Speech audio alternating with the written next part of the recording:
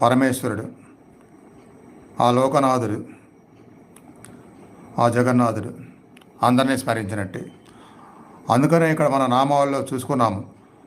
ఓం పురుషోత్తమాయ నమః, ఓం లోకనాథాయ నమః, ఓం పురాణ పురుషాయ నమః, ఓం విశ్వనాథాయ నమః, ఓం జగన్నాథాయ నమః, ఓం జగత్ ప్రభవే నమః. అట్లా విశ్వాత్మ అన్ని ఆత్మలకి, పరమాత్మ, మహాశివుడు,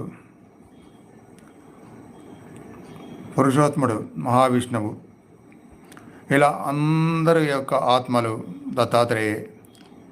అంత గొప్ప పరమాత్మ కాబట్టి అనుగ్రహం లభిస్తుంది.